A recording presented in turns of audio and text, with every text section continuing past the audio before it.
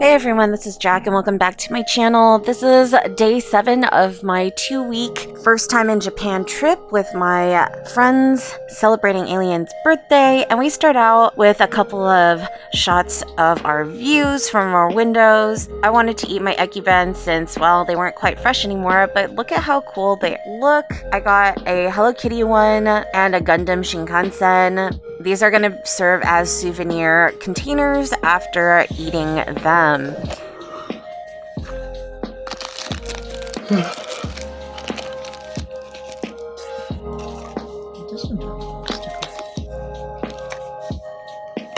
I absolutely love that these come with utensils because I always forget to ask. But look at the difference between the boy and the girl gender norm styles here. I got both for myself, so I don't know what that says about me.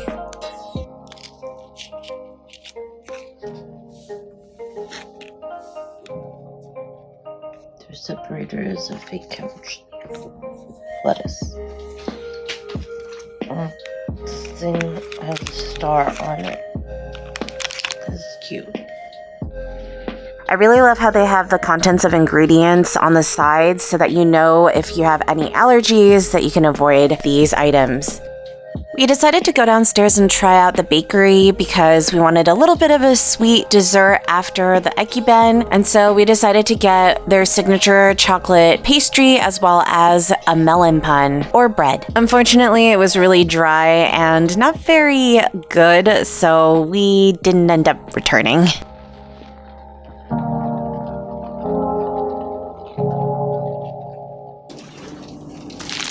Try this melon pun. There's no filling. What does it taste like? Bad. Huh? Bad? Bread.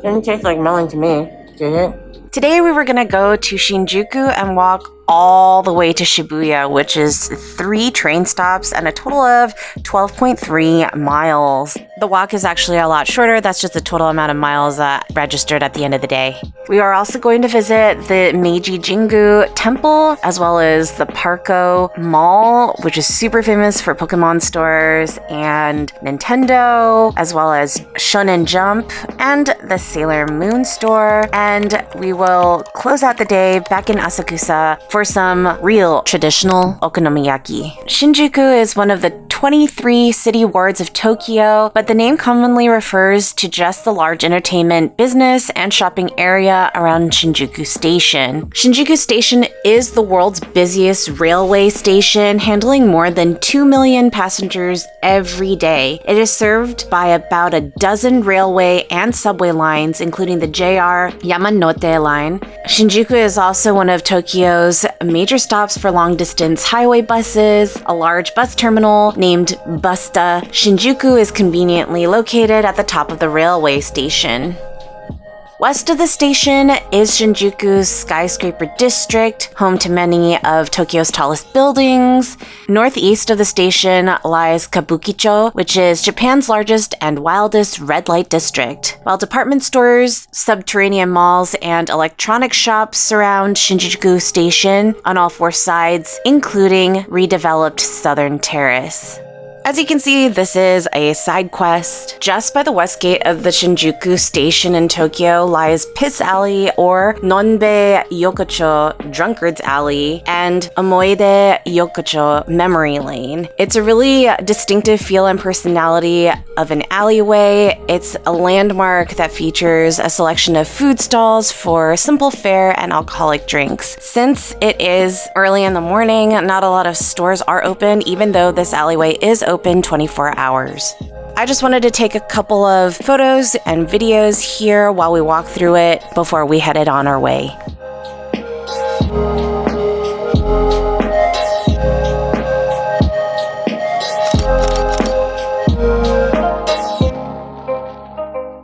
Memory Lane has genuine roots dating back to the 1940s, post-war Tokyo, when it was location for street vendors and black market traders. The area developed into a drinking den, and as more permanent structures began to form, they were separated by single panels of wood. These structures lasted until 1999 when a fire destroyed the area and the maze had to be rebuilt. That's when the new, more modern and gentle name of Memory Lane came about. Up until the fire in 1999, there were no public toilets to serve customers. These days, the establishments all have their own conveniences, but if you need the services of a public restrooms, then you'll find one just off the middle of the alley. You might have to step over a man who slumped over on the ground, but don't worry, he'll be sober enough to catch the last train home. Next up is Kabukicho, which is the red light district in Shinjuku. It's a famous entertainment area for adult-oriented nightlife, like host and hostess clubs, love hotels, shops, smoky pubs, and late-night snack bars. All of these are crammed into lantern-lit alleyways in Golden Gai. How long the lines get? Yeah. A friend of mine recommended Ichiran, which is a chain ramen shop, and she said they're really good for being a fast food type of restaurant, and it's really cool because you get your own cubicle and you can focus on your own food. It is ticket-based so that it could be super efficient during lunchtime. Look up, bitches! Okay, you're the only one who can hear me, so never mind. No, it says, oh yeah. Because you're supposed to focus on your food. Pay attention to your food. Wow, this is actually so cool.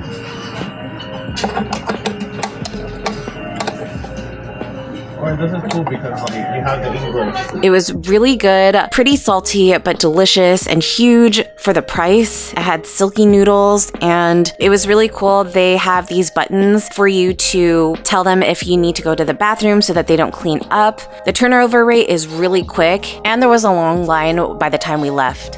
We took a band photo on our way out of the red light district, and I named this one the Kabukicho Kamen. Kabuki used to be plays with masks, and so it's only fitting that Kamen means mask. We took a side quest to go see the Godzilla landmark. Godzilla's head is a tourist attraction in this area because it is on the top of the Toho building, and sometimes it has glowing eyes and a smoky breath. Today, he was pretty calm. We couldn't access it through the hotel Gracery terrace at the top, so we just admired it from below. Right next door to that was a KFC. During the holidays, it's really popular for the Japanese to eat KFC, especially during Christmas, and we wanted to try it since I've never had KFC anywhere else besides America. While we were waiting, I saw this really colorful kaleidoscopic projections on mirrors, and I just had to take a look. There's one bouncer, and he was probably thinking that I was like the weirdest person, but you know what? It was really awesome to watch. We doing it. Finger licking good.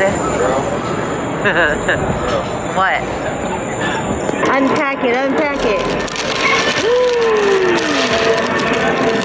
KFC tasted really good. The skin got soggy really quickly, even though we ate it right outside of the restaurant. The seasoning was better than the US, even though the chicken pieces are smaller, but the biscuits were my favorite part. They were so good, warm, fluffy, and slightly salted with delicious honey, if you chose to add that. Next up was a side quest to Game Panic, and I was gonna panic because I thought I was gonna spend all my money here, but I didn't. The bottom level has a bunch of claw machines and gachas, and the top floor was an arcade. Out of all the things here, I really wanted this cat holding an onigiri. I was so proud of myself for just looking and not touching. Check out the ceiling, hippie trippy. Ugh. No, what's the most pop? You gotta get it.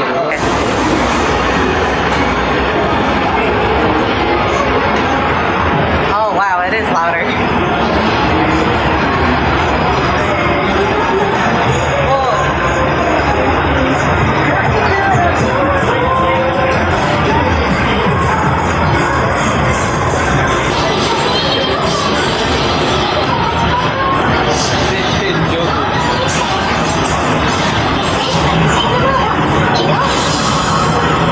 Like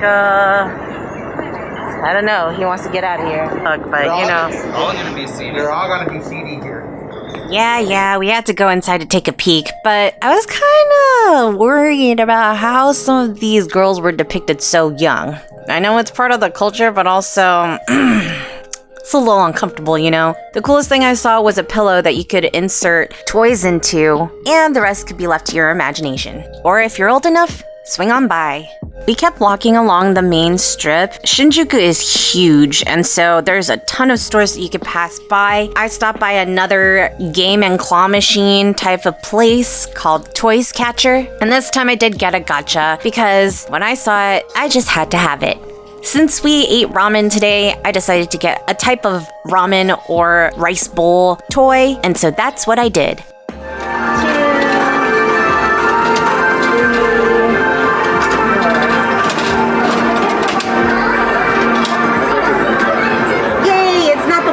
There's one in the back too. Okay. Woohoo!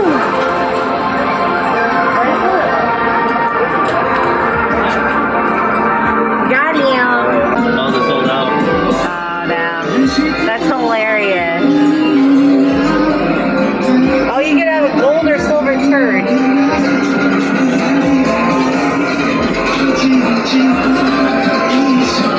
It was now early afternoon, and my partner wanted a little pick-me-up with some coffee, so we stopped at a Starbucks. I wanted to see what types of merch they had here. They had coffee bags with different mountains from all over the world, kind of like their Mount Fuji on it, that were very colorful, with a watercolor-like texture.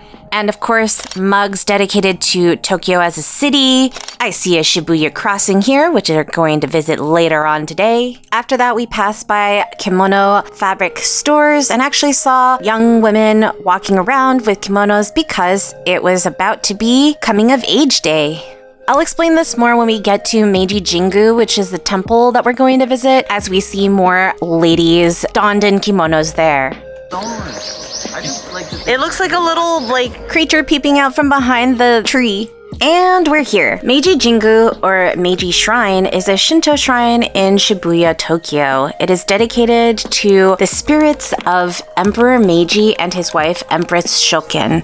The shrine doesn't contain the emperor's grave. That is in Fushimi Momoyama, south of Kyoto.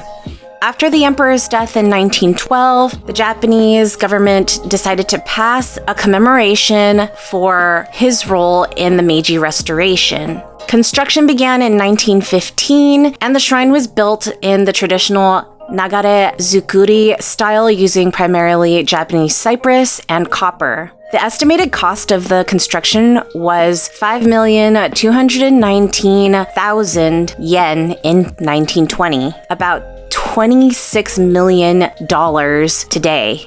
About a quarter of the actual costs were due to the donated materials and labor. The shrine was completed in 1921, and the grounds were officially finished by 1926. Unfortunately, the New Year arrows were sold out here as well, but I decided to buy a rabbit charm here because it was really well painted and cute. Okay, so coming of age day, that's when women will don their kimonos, and it's always the second Monday in January. This year it was January 9. It's a time that congratulates and encourages all of those who have reached the age of maturity, which is 20 years old. It's kind of like America's Sweet 16, or in Latin countries, a quinceañera. Even though coming of age day occurs on one day, it's kind of a whole week to weekend event. And girls will spend a lot of money to rent kimonos if they don't own one already, and take beautiful photos by historical landmarks such as this. All right, this is Takeshita Street. It is 400 meters of fashion, food, and fun in Harajuku. It is one of the busiest and brightest streets in Tokyo. It's a pedestrian shopping street lined with boutiques, cafes, restaurants. The stores that are on Takeshita Street include major chains such as the Body Shop, McDonald's, and 7-Eleven, but most of the businesses are small independent shops that carry an array of styles. Oh, wait! Plushy appliances. Oh my god. Yeah. Okay, thank you.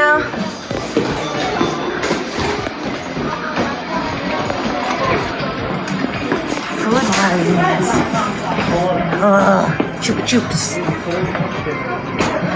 Lipton tea. Oh my god.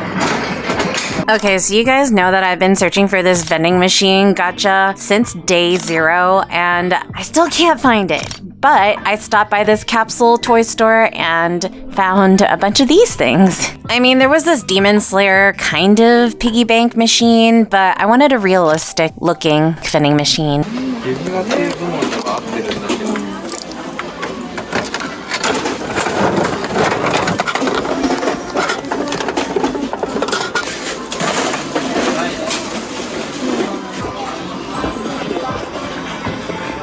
Why is there dance music?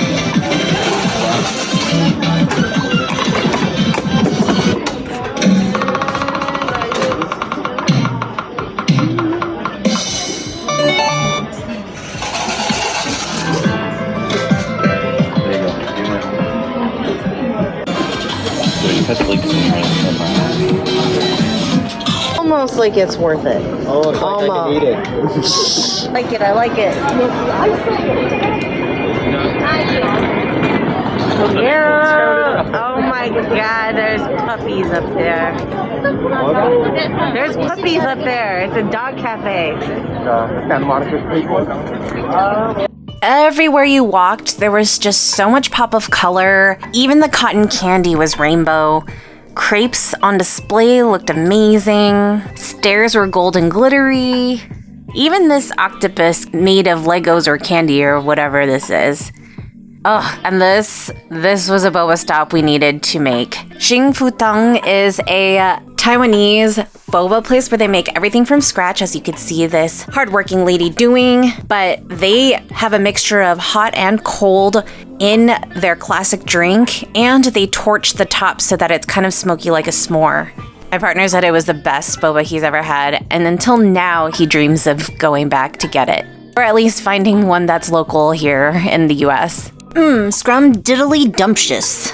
The burnt caramel flavor kept us company during the whole time that it lasted, which wasn't very long.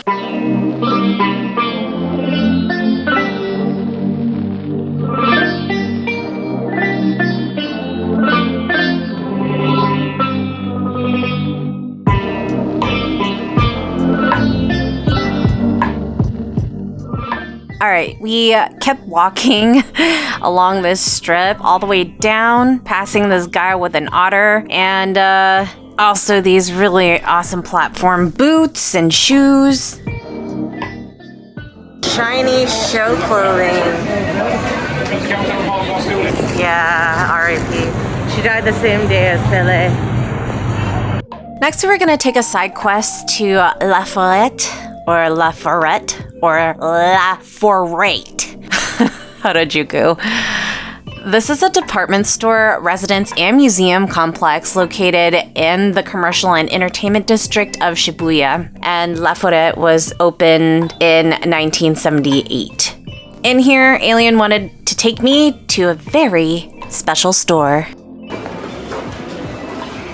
Yo, you want some coffee dress though? Beautiful greenery scenes, and check out these really awesome socks. They were so expensive. They're like $15 a pair. And then I saw it.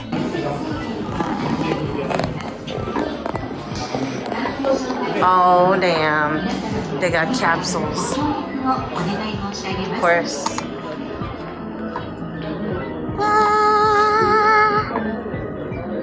Yes, like every other girl in the world, I was succumbed by the magical world of Sailor Moon. This series helped me become an artist. I started drawing because I watched Sailor Moon, and I love the aesthetics so much. The concept of the planets and celestial beings, as well as crystals and minerals, just hit me all in the right ways. Usagi, the main character, is also a rabbit, but a rabbit of the moon. Special thank you to Naoko Takeuchi for creating such a legendary series. Totally a sneakerhead, but I like weird shoes like this. They reminded me of Bubbles, the Souls.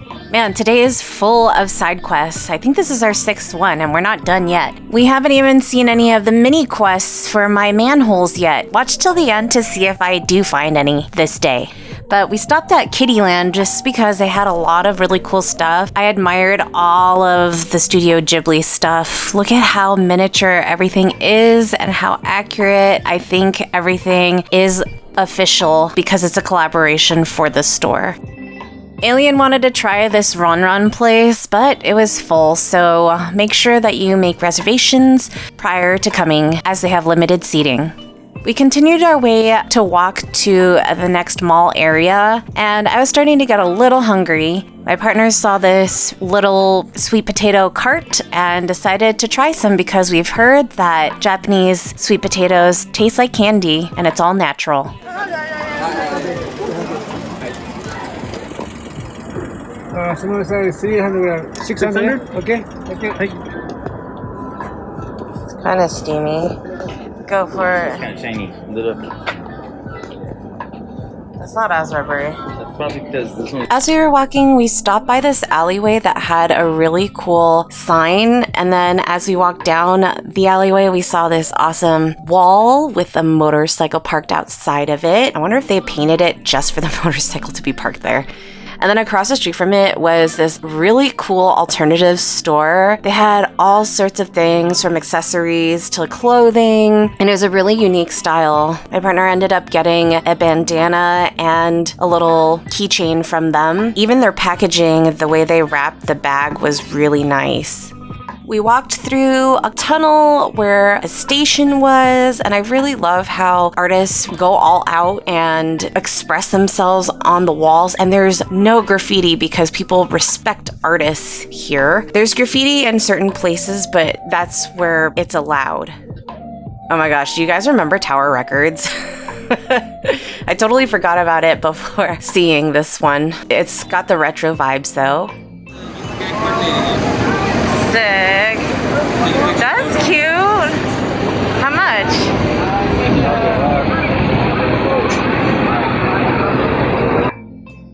Check out this Game of Thrones type of exterior. I love it. And these leather boots some lady was wearing that looked like tabby socks. All right, 7th, or is it 8th side quest of the day? I decided to stop by this Disney store because it's a freaking castle. This was also right next to a fabulous theater. I don't know if it was in operation, but check out the ceiling. And also, I wanted another mystery key for the anniversary because I actually liked the small world design that was portrayed on the box. But as you all know from my previous videos, that I actually won the secret Mickey Sorcerer key. So I went back to get it while taking a look at the interior. The walls are full of twinkling lights. There's ambient sounds of magical things happening. I was more impressed with the design of the space rather than the goods this time because I had already seen some of the merchandise from the previous store. But yeah, all the cast members were really helpful and spoke English, and I got what I wanted from the store.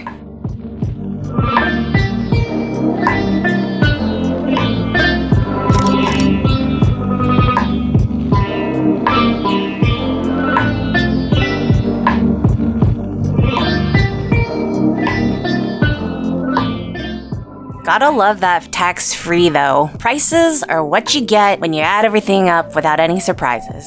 And then it was time to head to this mall that had a very special place, well, actually several special stores inside it, on a whole level called Parco. Parco Company is a chain of department stores primarily in Japan. The first store was established in Tokyo in February of 1953, and since then the company has opened stores in cities all over Japan. On the 6th floor, there's the Pokemon Center as well as an area for Nintendo, Capcom, Koei, Jump Shop, and so much more. It is called Cyberspace Shibuya, and they even have a mobile esports cafe and bar.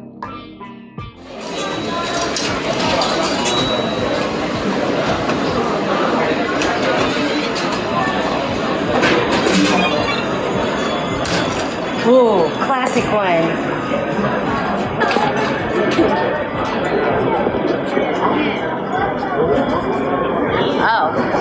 chum.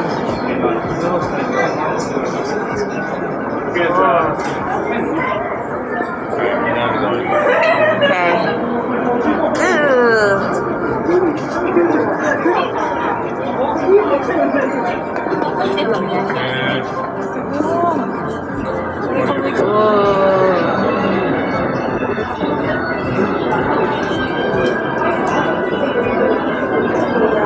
Had to catch a photo with Mewtwo, even though Mew's cuter, just because it is super iconic. We kind of blasted through the Pokemon Center just because there were so many people, and I wasn't gonna buy anything at this time, so it was just great to see all of the different models and games that had come out over the years, because it's a classic. There were plushies, teas, and of course, a design lab so that you can design your very own Pokemon t-shirts with the designs that they have provided. Thoroughly impressive for sure, and I would definitely come back and take more time. Really digging this Keel's vibe though. It's super alternative compared to where and how it's portrayed everywhere else in the world, but they're a really great hand cream company. Hashtag not sponsored. Bape store. I see the original, which is really nice. What in the hell? And this NHK plaque on the sidewalk. I'm gonna count this as a mini quest because I'm not sure if we're gonna see manholes this day, but yeah, really beautiful. That's their television company, and it tells you where exactly the streets are in Shibuya. Alright, and definitely the highlight of the day is Shibuya's Scramble Crossing, or Shibuya Crossing. It is probably the most popular crossing in, obviously, Shibuya and Tokyo, but probably in all the world too. I got to do my silk fan flow here, so that is a check off my bucket list. We're gonna come back for photos. Yeah, but it won't be the same time of day. You'll never step in the same river twice. Exactly.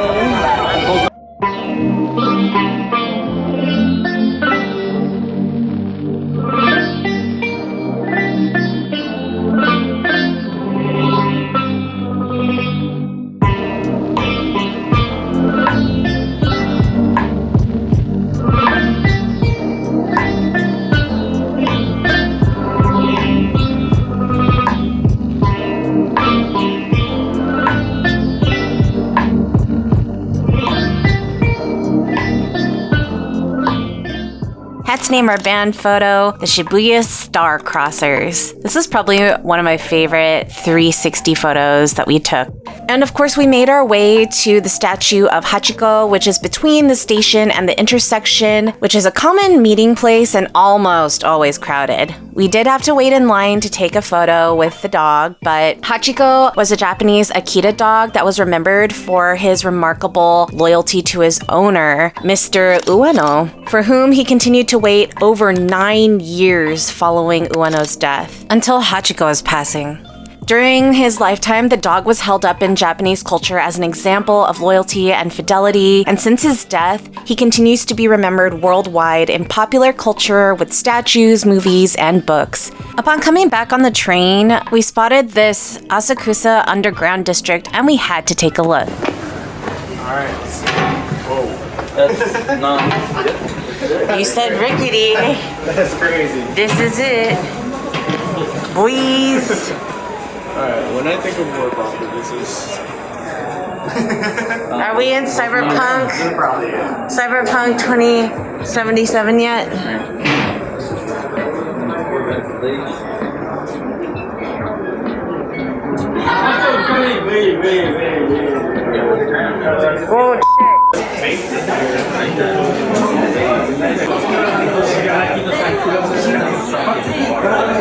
Oh, wow.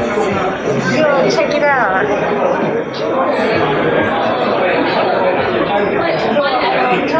Sick.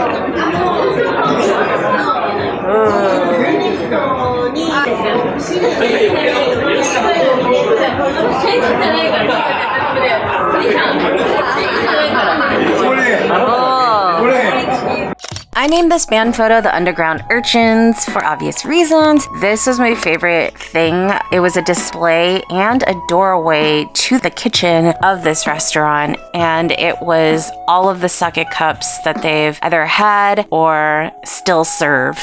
We actually found some melon pan that was on the way back to our hotel, and so we got the normal one even though there were different flavors. It was really light, but the texture was definitely more fluffy than the one from our hotel. Asakusa has such interesting things on the corners, like they're decorated with these traditional models of people that I guess are portraying what it used to be like back in the day. I really enjoy watching it though. The garage doors all have these paintings alluding to old Japanese styles. I really like this one where it looks like a maiden from the moon. This was a cocktail bar that was built out of lava rocks from Mount Fuji that my partner and Alien went to the previous night. And then you guys remember the Don Quixote tour that I had in Osaka, right? This is huge. They're like casinos, but they're just shopping for affordable items like supermarket stuff, toiletries, and costumes. They even have aquariums. This is just a shopping strip mall, but like it's so pretty and the lights are really bright and inviting. On the opposite side, you have more of these Japanese paintings of portraits. We stopped by our hotel to take a little bit of a break because we've been walking literally all day, and there was a blood moon outside. And then it was time to go back to Kababashi Street. If you guys missed this in my previous day, go and watch it after this video. But we're back in Kitchen Town, and we are going to try this Okanomiyaki place. Since I had mentioned my interest in trying local Okanomiyaki, our guide Keiichi-san has made reservations to Shichigosan. Shichi is another word for the number 7, go is 5, and san is 3. So the name of this place is alluding to those numbers. But if I remember correctly, I think Keiichi-san said that it had to do with the area as well. This is a snug restaurant with grill tables for a cook-your-own monjayaki and okonomiyaki. Okonomiyaki batter has all the ingredients mixed together and molded into a firm round pancake-like shape when cooked, and then it's topped with sauce, mayonnaise, and dried seaweed, as well as other condiments like bonito flakes for flavor. Monjayaki batter is usually softer and it's spread evenly throughout the iron plate. For dinner, I think we had something closer to the monjayaki. The ingredients were healthier as well, and we got these tiny cute little paddles to scrape off the food. The burnt undersides are a caramelized, crunchy bite with a lot of umami. That's usually not a good thing.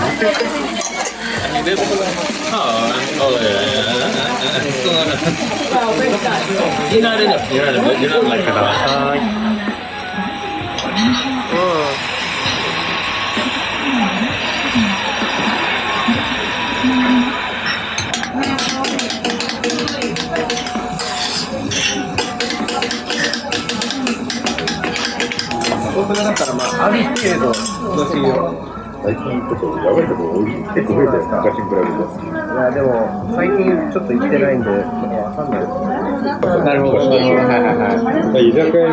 A village to raise a child, but it takes a Viking to raise a village.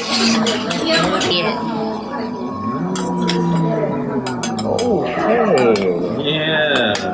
Yum.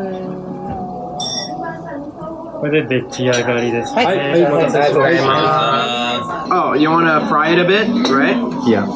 Until it kind of hardens. Yeah, until it kind of gets hard. Yeah. Like burn, like on the bottom. But not too burnt. Yeah.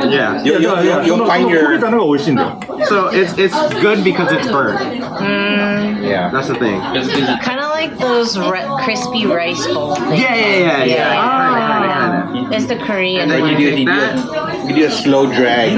And then that's it. These were the last few photos of the day, and we got to try some okonomiyaki. There were 4 different flavors, and these were super, super yummy. The band photos that we took in this location was called the Monjayaki Mavens. We didn't make any of it, but we sure ate well. Woohoo! I caught one last cool manhole for the day. That was the end of our really busy day today. If you like this video, give it a thumbs up, share it so that others can learn about where to go in Japan. Subscribe and click the notification bell so you know when the next day is coming out. I've been posting every Saturday at 10 a.m., so check out my playlist that is dedicated to Japan and to travel. Thank you for watching, and until next time, keep curious everyone. Jack out.